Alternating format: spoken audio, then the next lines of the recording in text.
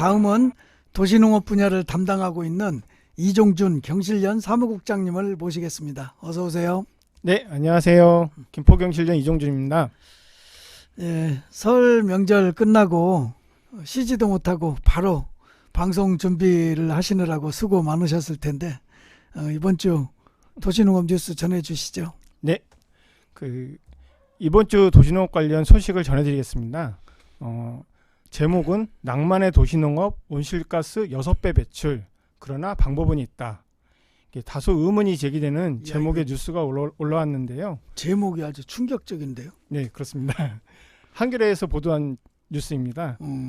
참고로 온실가스의 종류에 대해 간단히 조사를 했는데요. 온실가스는 크게 6가지로 나뉘어집니다. 첫 번째는 이산화탄소로 지구상에서 가장 많이 배출되는 온실가스입니다. 주로 화석연료의 연소로 발생하죠. 둘째는 메탄가스로 온실 효과가 이산화탄소보다 약 25배 강력하다고 합니다. 셋째는 이산화질소, 농업활동의 비료 사용과 연료 연소 과정으로 발생하며 소량 발생이지만 이산화탄소보다 약 300배 강력한 온실 효과가 생긴다고 합니다.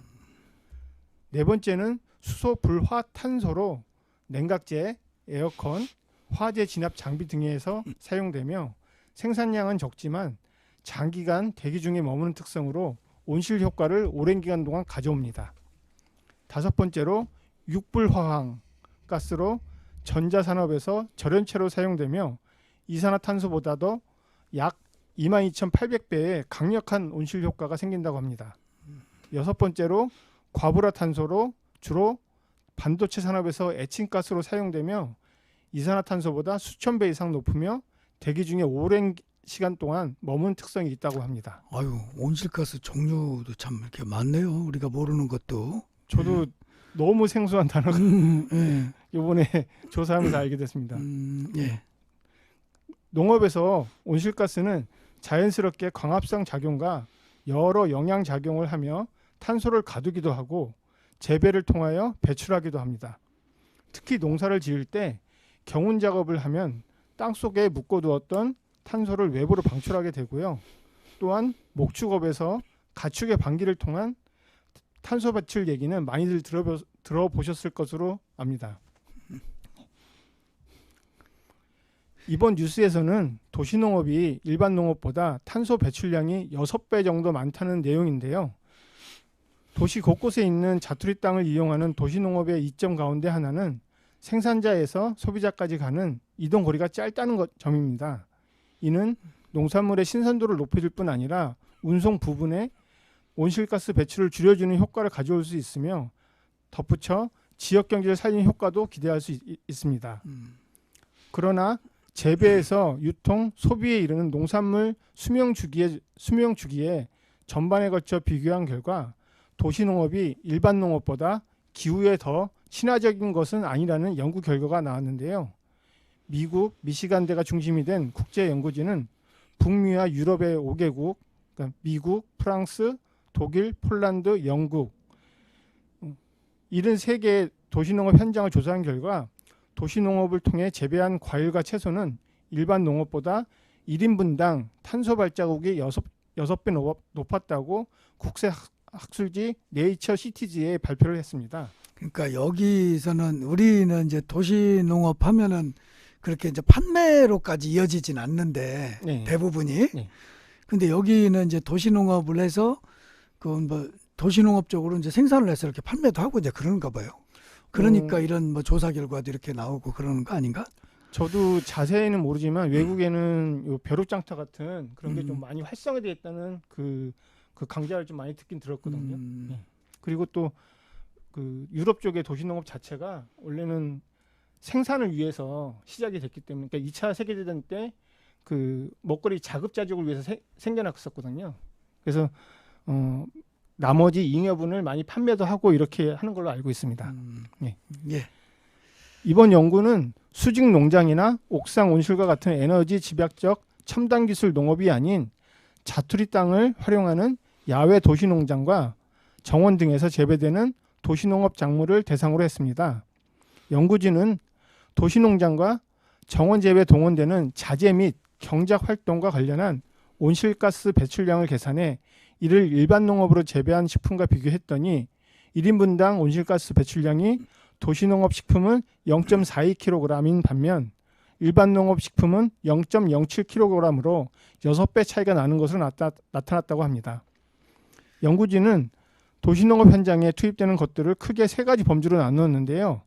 첫째는 재배용 상자나 창고 같은 기본 인프라, 둘째는 탭이나 비료, 덮개용 비닐 같은 소모품, 셋째는 관계용수 이렇게 분류했으며 연구진은 도시농업이 기후에 미치는 영향의 대부분은 농장 건설과 유지에 사용되는 자재, 즉 인프라에서 나온다며 그러나 도시농업 농장은 대개 몇 년 동안만 운영되기 때문에 결과적으로 자재에서 배출되는 온실가스가 많아지게 된다고 설명했습니다.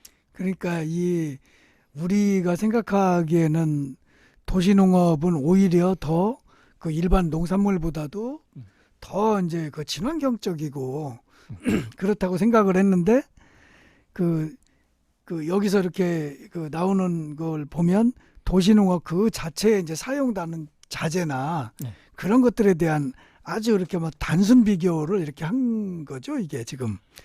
그런 것 같아. 도시농업의 지속성에 대해서 문제점을 제기하는 것 같아요. 그러니까 지속되지 않고 계속 장소를 옮기게 되면 새로운 형태의 텃밭을 또 만들고 거기에 그러니까. 또 필요 없는 자재를 계속 공급을 해야 되니까 그 주기가 짧다는 거죠. 음. 그러므로 인해서 그 자재들을 만들 때 아무래도 탄소 배출량이 많아지는 거고요. 근데 어쨌든 이거는 참 발표도 그렇고 좀 이거를 잘 조심해서 잘 좀 해가지고 이렇게 발표해야 될 것 같은데 이거 더 들어보죠. 연구진은 위 결과와 함께 도시농업 농장 73곳 중 17곳은 일반 농장보다 온실가스 배출량이 낮은 걸로 확인했는데요. 연구진은 그 요인으로 세 가지를 꼽았습니다. 첫째는 폐건축 자재나 음식물 찌꺼기 등의 자원을 재활용하는 것. 둘째는 일반 농업으로 재배할 경우 온실가스 배출량이 많은 작물을 도시농업으로 돌린 경우 예컨대 상하기 쉬워서 비행기로 운송해야 하는 아스파라거스 같은 농산물을 도시농업으로 재배하여 탄소 배출량을 줄이는 것입니다. 특히 도시농업 농장에서 생산하는 토마토는 에너지 집약적인 대규모 온실 재배를 통해 생산되는 토마토보다 탄소 배출량이 적게 나왔으며 이런 농산물을 사서 먹는 대신 소규모 텃밭 등에서 직접 재배하는 방법이 지구 온난화 예방에 도움이 된다는 것입니다. 그러니까 이런 건데, 그죠? 셋째는 도시농업 농장을 다른 용도로 개발하지 않고 장기간 유지하는 것인데 이 경우 새 기반 시설을 구축할 필요가 없어 그만큼 온실가스 배출이 줄어든다는 효과가 있습니다. 연구진이 이번 연구에서 전하려는 메시지는 사실 이 세 가지 요소를 진작시켜서 도시농업의 장점을 더욱 살려나가자는 데 있다는 것입니다. 연구진은 신선한 농산물, 지역 공동체 구축, 도시 속의 자연 생태계 제공, 도시 열섬 효과의 완화 등을 그 사례로 꼽았으며 이러한 수치는 인간 문화의 주요 개발 사업과 화석연료 사용이 지구 온난화에 많은 영향을 미친다는 점을 도시농업의 한 단면으로 보여주는 것 같습니다. 저는 개인적으로 이런 연구를 어떻게 하는지 참 궁금합니다. 사실 수치를 뽑아내는 부분도 있고요. 오늘 전해드릴 소식은 이만 마치겠습니다. 근데 오늘 이 도시농업 뉴스를 들으면서 이거는 어떻게 보면 뭐 연구를 위한 연구 같아요.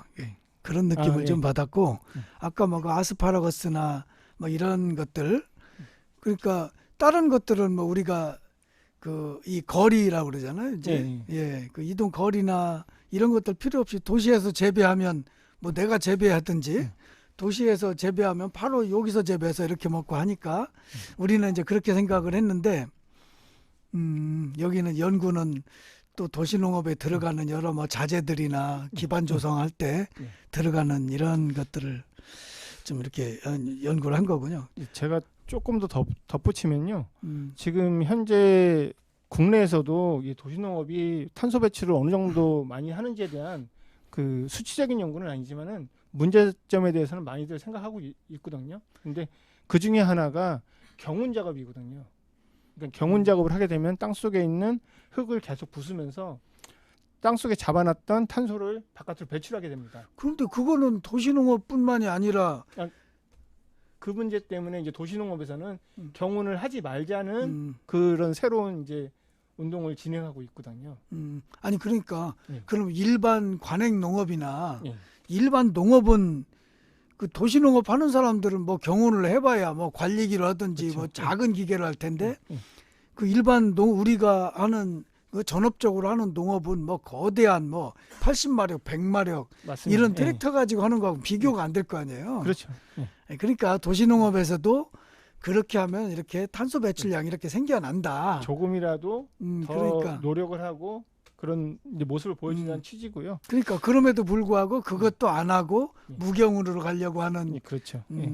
그러니까 일반 농업하고는 비교가 안 되는 건데 음. 그 지금 이제 오늘 이렇게 좀 보도해 주신 그런 내용을 보면 좀 요거는 조금 우리하고는 좀 거리가 좀 멀은 것 같아요. 아직은. 예. 근데 또 새로운 사실이 아까 그 설치하는 기반 시설 조성할 때 음. 그 주기가 좀 짧기 때문에 그래서 그거는 뭐 행정적으로나 이렇게 법률적으로 조금 많이 국내에서도 좀 준비를 해야 되지 않을까 이런 좀 생각이 듭니다. 예. 우리도 뭐 아직은 어떻게 보면은 이렇게 초창기이기도 하고 지금 이렇게 보면은 이쪽은 그 도시농업도 나름 이렇게 조금 뭐 규모화가 이렇게 된 것 같다는 느낌이 좀 들어가는데 예. 그 우리도 그렇게 이제 발전할 뭐 이런 뭐 선진적으로 하는 데들이 이렇게 하는 거 보면 우리도 그런 식으로 뭐 가지 않을까. 예, 맞습니다. 예, 도시농업 하시는 분들이 좀 많이 이렇게 참고를 좀 해야 될 것 같습니다. 네, 감사합니다. 예. 예. 그 지금까지 이종준 국장님의 도시농업 뉴스 브리핑 잘 들었습니다. 수고하셨습니다. 예, 감사합니다.